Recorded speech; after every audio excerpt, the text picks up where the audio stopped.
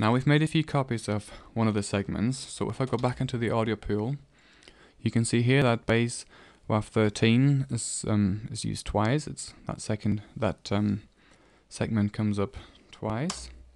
If I delete all of these here and take that one and create a few copies, I do copies with Alt. It's the same segment. I go into the pool again. It's created a few new ones. There it is, by the way. You can see that this segment is used a few times. It's this part of the audio file that's being used, and because they're underneath each other, you can see they're identical. Whereas here we've got the same sort of position of the WAV file, the same material, but you can see we've got different lengths here. That's why we've also got different names: 13, 14, 15. Let's close the audio editor again. Let's delete those. Now, if you create ghost copies of a segment, let's move it back. Control, Control, Control. Let's move it back. Control, Control. And now I open the audio pool again. This one is bass WAV 16, and this segment appears 5 times in the tune. Let's play it. That's what it sounds like. Let's close the pool again. Select one of them. Bass WAV 16. Let's compare it to the audio pool again. Yep, it's still bass WAV 16, and we've got 1, 2, 3, 4, 5 of them in the editor. Now let's pick a segment that we haven't used in the editor. Let's take a small segment like this one here, bass WAV 8. Now what we can do is we can just get hold of the file like this and take this segment and drag it into the audio editor. I'll do the same trick again. Let's pick bass WAV 10. I'm just clicking on the name, and I'll drag it into the audio editor just like that.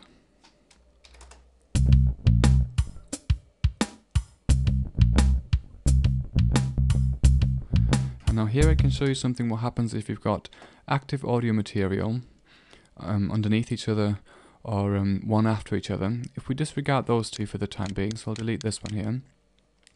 So when the song starts, it plays this one first, then it's going to go down here, down there. As soon as this one kicks in, and then as soon as that one kicks in, it carries on there again. And you might have heard that it played the bottom one here rather than the top one.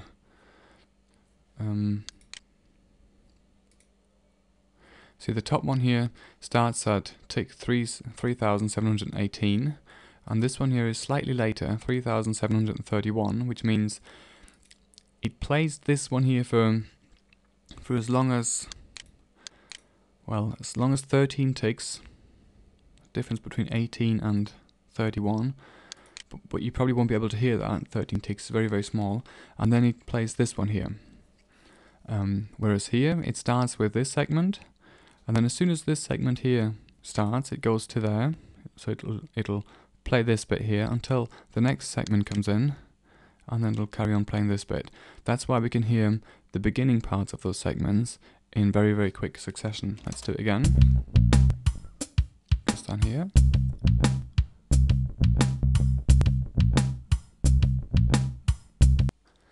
By the way, you can change the names of these segments. You can just click on the name here and just type in something else. This one is the ending of the phrase, so let's call it fill.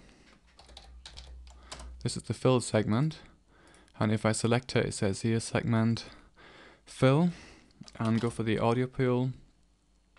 There it is, it's used once, and it's called fill now. So let's do exactly that, but I'm going for the guitar solo now. I'll delete this one first and put the other bass part back into that position again.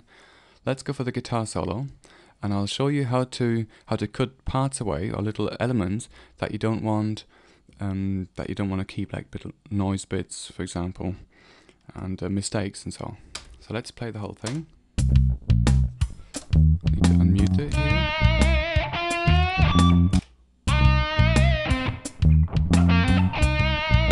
It's a bit of fret noise.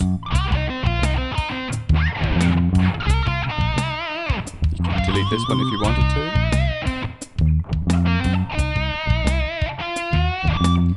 Set the loop up to play a 4-bar loop. So let's stick with the 4-bar loop for now. You can increase the view. And I've set the view to not follow the song.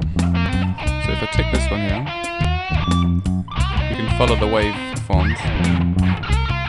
But sometimes this is a little annoying, because you're trying to look at stuff here, and then by the time you figure out what you're looking at, the picture has moved on again. So that's why you can switch this one off, and now I've got a static view here.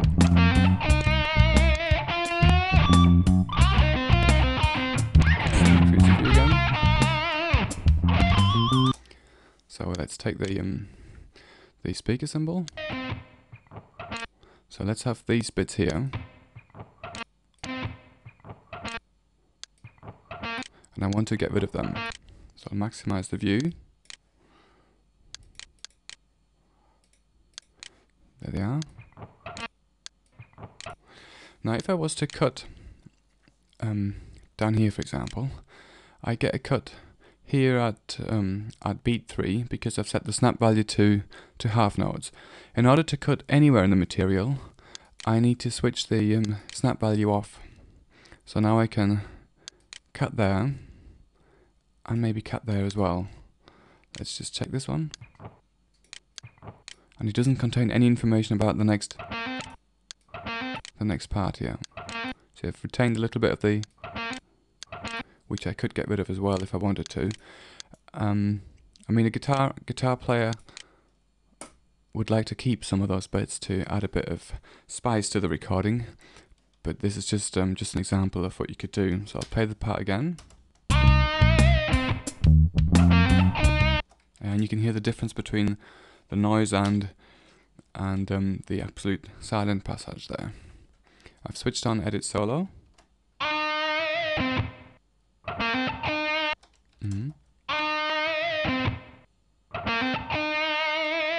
So in this case, I'd say you'd have to be a little bit careful actually, to make sure that you don't create a no room situation whereas before you had some sort of a signal in the room. See what I mean? I mean, you could cover these bits up with reverb afterwards. We'll may as well do it. I'll just set up a reverb channel.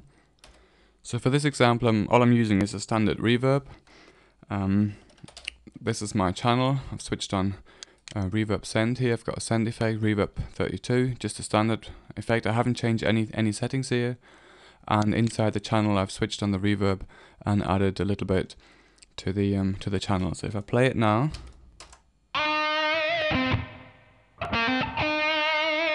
see, now you couldn't really hear that I've cut a little bit of the audio material. It all sounded quite natural, didn't it? And if I do it with the music,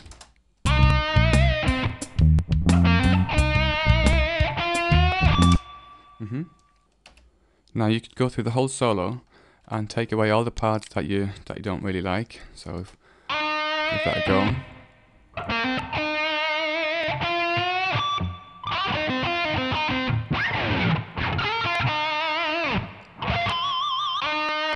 And let's say we delete this bit here.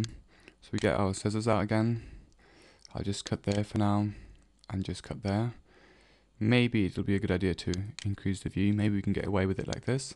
And you can just mute it with a mute tool. Let's play it with a band. I pressed A to switch off edit solo.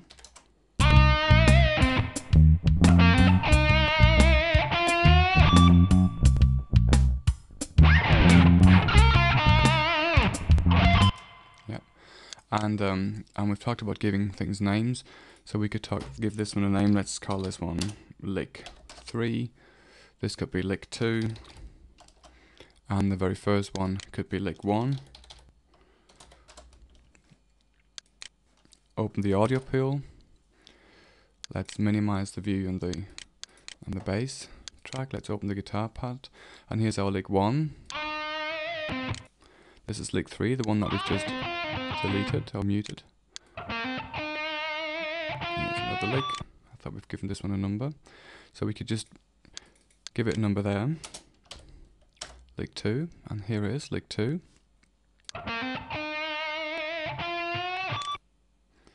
Okay, and let me show you something which is quite confusing. I'll increase the view. This little bit here, I'll call it the end, and I go back into my audio pool. So we've got end, which is that bit there, and this is lick 1. Now we don't need the end in the arrangement, sorry, in the audio editor as such. So I'll select it and delete it. Let's have a look in the audio pool again. So end hasn't got a number here anymore. We're not using it in the audio editor or in the song. And I want to increase the length of lick 1. So I'll pick up the end inset and just take it down to there. And I'll check in the audio pool again. And here's lick 1. And it increased the length of that one. So let's have a look in the audio pool again, Control F to see what happened. In the audio pool we've still got the end segment, which is that little bit there. And here's our lick 1, which has now become a little bit longer. And you can see here that lick 1 reaches all the way to the end of segment end, basically. Can you see this? Because we've extended the length of the lick 1 segment to include the audio bits of the end segment as well. By the way, here you've got two columns in the audio pool, the start column and the end column, where you can see where the licks start and where they end. This lick here, for example, starts at the very beginning of the audio file. This is why we've got an arrow as an insert, an arrow that just points to the right, whereas usually all the segments have arrows that point both ways. So this arrow here, for example, would mean that there is still some audio material before this segment, and this arrow there, or this start inset here, means that there's no more recorded material in front of this segment here. You can see that this is the full recording. Guitar 21 is called. This is the whole lot that I've recorded, and lick 1 starts right at the beginning of the audio material. And because it's right at the beginning, we've got 0 here, meaning that it's started from the sample number 0 within the audio recording. And you can see here as well, it's got the arrow just pointing to one direction. You can change the view of these here. You can go into view and then do meter position. And now we can see where the parts, where the segments start in our arrangements. If I click on lick 1 here, it starts on bar 1, beat 1, first 16th note, 248 ticks. And let me select this one here in the audio editor and have a look at the info line. 248 ticks, bar 1, beat 1, first 16th note, and it goes to bar 1, beat 3, second 16th note, and 923 ticks. I'll open the audio pool again, and let's check it out here, 923 ticks. And if I wanted to, I could decrease the length of it. I can just, can I? Come on. No, I can't by the looks of it, so I'll just have to do it.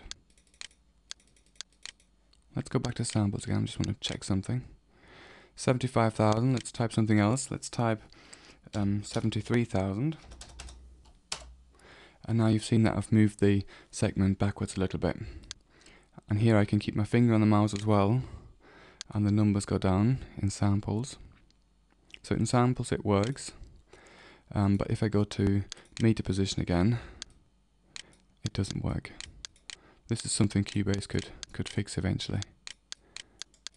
But it doesn't matter. If we change the position here, if we take hold of the end inset and move it, and go back into the audio pool again, now you can see we're in bar 1, beat 2, third 16th note. Let's select it, sorry. Let's select that one. And bar 1, beat 2, third 16th note, and 3,389 ticks. So you can see here as well from where to where the segments go in your song.